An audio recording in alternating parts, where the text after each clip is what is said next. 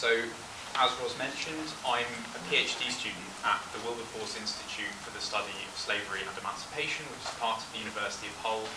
And also, as I'll talk about, the environmental focus of my research is supported by the fact that I'm part of the Energy and Environment Institute at the university as well. And the place that I've been researching for the last 3 years is Guyana, which is a country about the same size as Britain on the north coast of South America. And it's not necessarily what you expect when people in this country think about the Caribbean, because it's on the mainland. And in comparison with places like Jamaica, which is about the size of Yorkshire, or Barbados, which is really very small, if it was flatter, you could probably drive across it in about an hour. Guyana is very large and sort of outside of where most British people think about when they think about the Caribbean. But looking only at national borders is only really part of the story. And so what I've been focusing on as part of my PhD research is the environment itself. You know, you can just about see here this entire region, of which Guyana is only a small part, is absolutely crisscrossed with thousands of different rivers and creeks. And for thousands of years, people have been working out how to survive in this environment under a set of different regimes. The three specific rivers which I focus on are the Essequibo, the Demerara, and the Berbice. And these were all separate colonies which were founded by the Dutch in the 17th and 18th centuries. Before the Dutch arrived, though, there had been indigenous people living in Guyana for thousands of years. And they created these large networks of raised fields in order to respond to specific challenges which were caused by the environment, because Guyana is crisscrossed with all of these waterways, but there's also a huge amount of inundation. And so at various times of the year and at various points within the tidal cycle, the land itself is under several feet of water. And so in order to grow crops, indigenous Arawak people created these long raised fields which enabled the water to flow around them and irrigate the crops while also keeping them above the surface of the water. And this all changed in the 17th century when the Dutch arrived. There had been sporadic European exploration in Guyana, including by Sir Walter Raleigh, who arrived late in the 16th century and claimed to believe that Guyana was the location of the golden city of El Dorado. When Elizabeth I found out that this wasn't true, she imprisoned him in the Tower of London. But then, in ensuing decades, the Dutch also sent explorers to Guyana, and they started to found plantations. And you can see on this map, I think I've got, yeah. So they started to lay out these large rectangular plantations all the way along the coast and along the rivers. And the Dutch used technology which we more commonly associate with the Netherlands, which is called impoldering, basically using canals and dikes to reclaim land which is wet for part or all of the time and keep it dry so that you can grow crops on it. And the crops which they were growing were at first this stuff called annatto, which is used for making red dye, and then coffee and cotton, and finally sugar. And the Dutch were not doing any of this work themselves. They were bringing enslaved people from West Africa across to work on the plantations. They tried at first enslaving the indigenous people who already lived there, but because of the fact that they had this existing knowledge of the environment and also communities nearby, they were frequently able to escape. And so the Dutch, as in other parts of the Americas, they turned to enslaving people from Africa as a way of creating populations who had nowhere else, so they thought, that they could exist other than within the space of this plantation. And it's a very complex sort of hydraulic machine, the plantation. It takes in the sort of standing surface water from the back, uses it to irrigate the crops, and then it flows out into the river or into the sea through these large sluice gates, which in Guyana are called cocas. And one estimate that I've seen, based on the sort of standard size, says that at any given second, a single one of these plantations, and there were hundreds of them, contained 359 million litres of water. And so, yeah, you can see here, they're very large areas. They were 377.7 metres across and almost 3 kilometres deep. And people, the houses tended to be at the front, and then this is all fields divided up by drainage ditches and canals. And within a few decades, the coast of Guyana had been completely transformed. You can see that the plantations go all the way along the coast. This is Demerara, which is part of the larger region. And they went down the rivers as well for as much as 100 miles. And they also started creating canals which enabled them to extend further into this area, which, while it's blank on the map, is actually sort of semi-wet rainforest.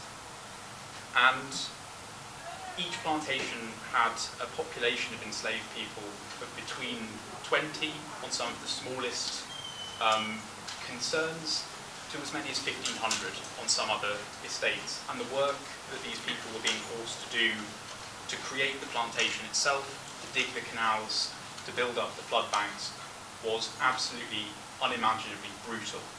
And very many people died as a result of the labour that they were doing, and also the disease environment, which was exacerbated by the creation of all of these canals and ditches, which are a perfect habitat for mosquitoes and for waterborne diseases. But people who were enslaved in Guyana also travelled beyond the confines of the plantation. Mobility was treated with extreme suspicion by the colonial government, but it was also necessary for the plantation economy itself. The crops that were being produced needed to be transported by water, and this enabled people who had arrived from Africa with skills of watercraft to then use these skills in order to create opportunities for themselves, to resist enslavement, to escape either temporarily or permanently into the surrounding rainforest, and to forge connections between different groups of people who were enslaved on different estates. But even the plantation itself was a space of resistance. And in 1763, in Guyana, there was a massive uprising which temporarily took over the entire colony for a year, and sort of represented this kind of violent struggle of the sort that you see depicted here later in Jamaica, to create a new society which didn't revolve around slavery and around the plantation. And at the end of the 18th century, as part of the Napoleonic Wars, Britain invaded Guyana. It wasn't the first time that this had happened. It also happened during the American Revolutionary conflict. But from 1796 onwards, Guyana becomes part of the British Empire. And this completely revolutionised the process which was already going on. There was a lot more land available, and slavery, plantation slavery, is an incredibly environmentally destructive process. And so in places like Jamaica and Barbados, the creation of these plantations had involved massive deforestation, which then caused soil erosion, which then caused droughts. And Guyana is not short at all of water.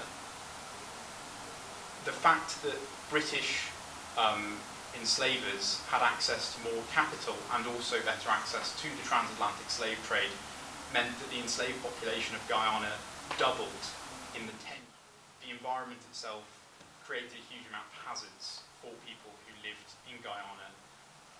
The seasonal and tidal flooding, coastal inundation happening on a daily basis.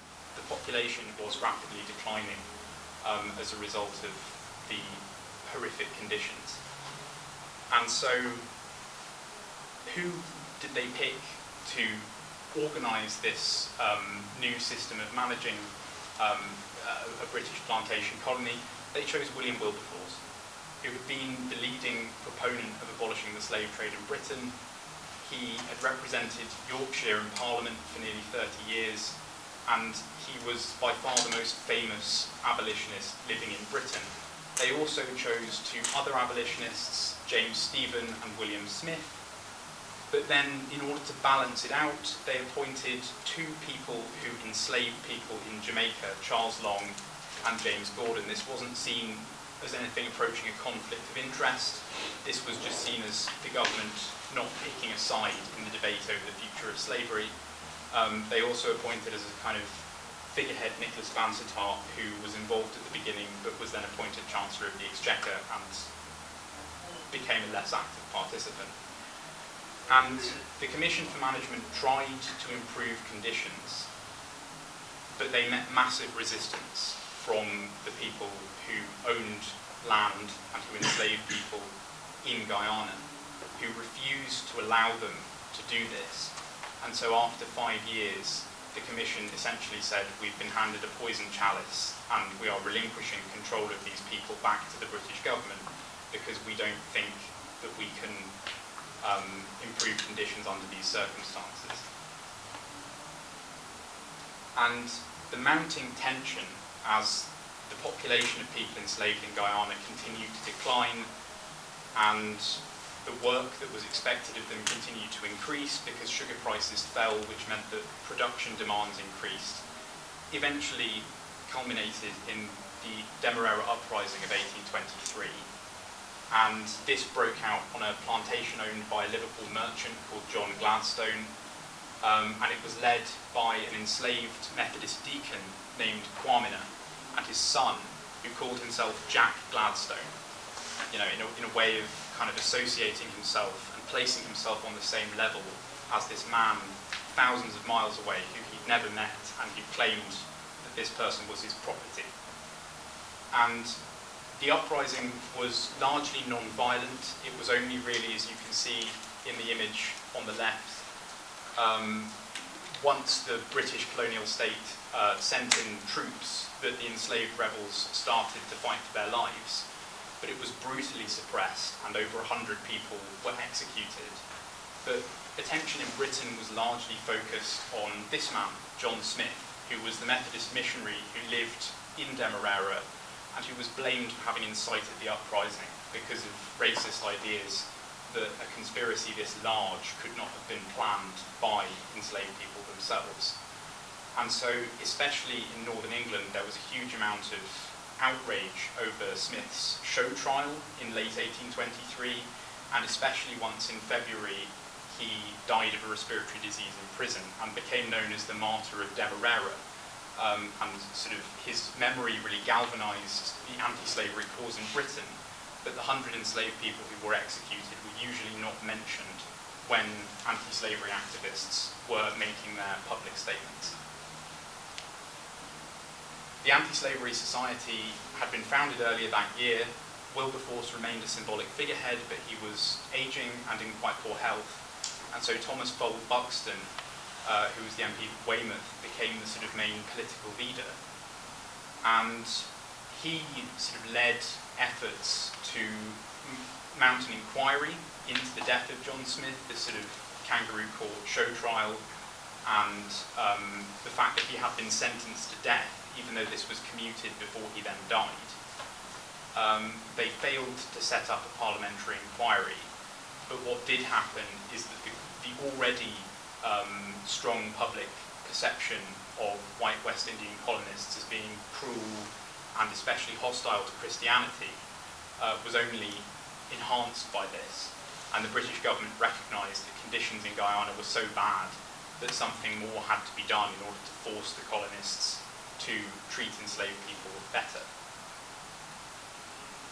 And this is what took place over the final 10 years or so of the existence of legal slavery in the British Empire.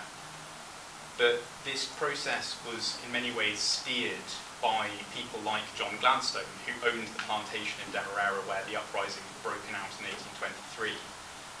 He used his vast wealth and influence to be able to direct how emancipation happened when it eventually did.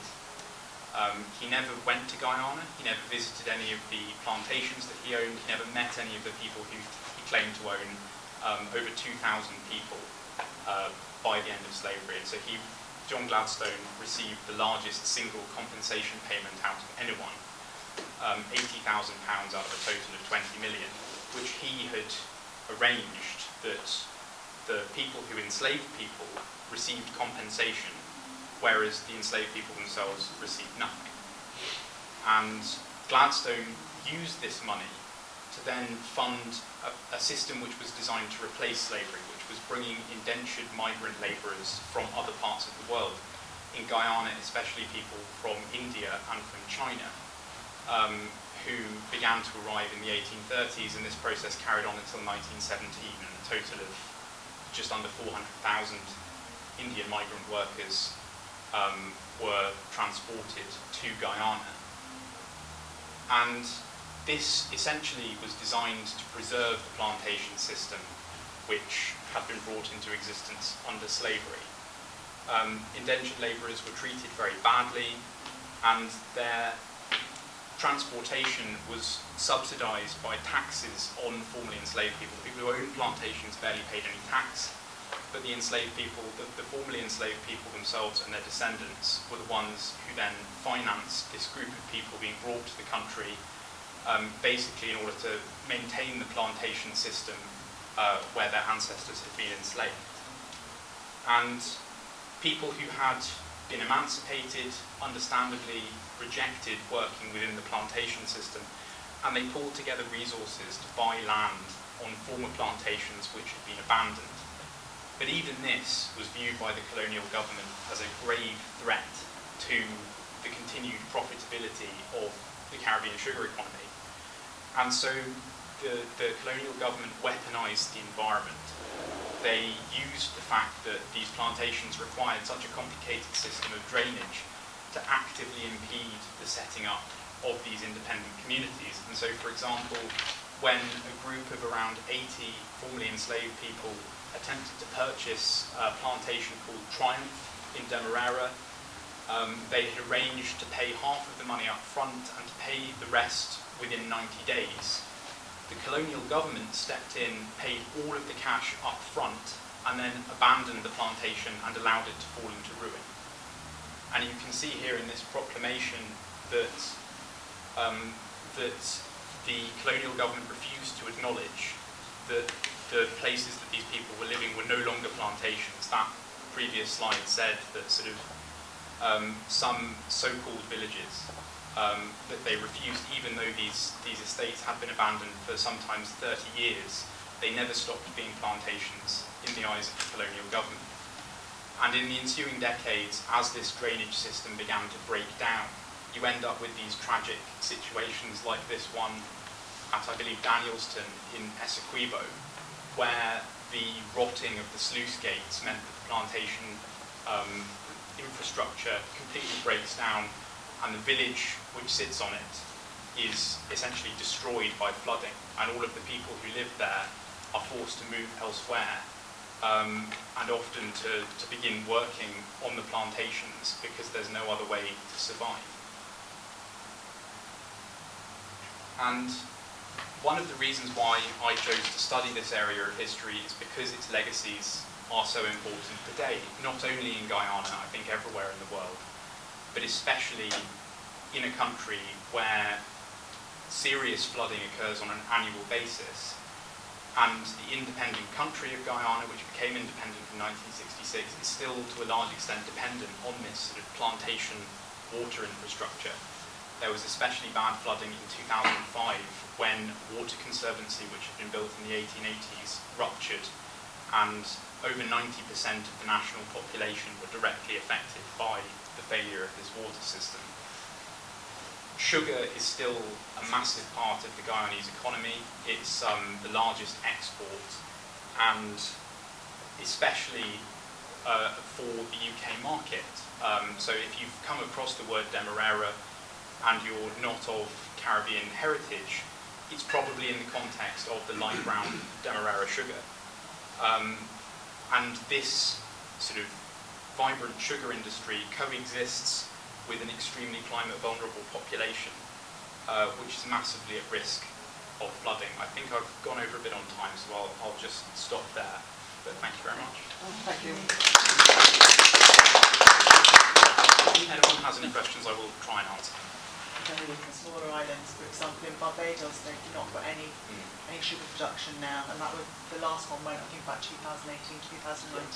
Why is that? Is it just about size, or is it about? It's really striking that in comparison with other parts of the Caribbean where slavery ending means that the plantation economy starts to disappear, in Guyana it persists. And what I basically argue is that it's because of the environment and the fact that the landscape makes it easy, that there's this existing water infrastructure, but then on the other hand also that makes it far more difficult to live outside of the plantation system, and the colonial government sort of did everything that they could to enhance that and to stop people from being able to live independently, because it does start to decline after the end of slavery in the 1840s, but then in the 1850s they pass all of these measures to try and essentially things like I mentioned that the water flows from the back front, and so they would only allow people to buy plots of land which kind of cut perpendicularly across that, so that people weren't able to control the entire drainage system themselves, and also just selling land in really, really small chunks, even if people had the money to buy more. And so this kind of thumb on the scales from the colonial government is also a big part of why it survived in Guyana but not elsewhere. Fascinating. I mean, Barbados, they turn to kind of rum and heritage things to fill up that plantation space, and there are problems with that too. But it's just fascinating that it's persisted.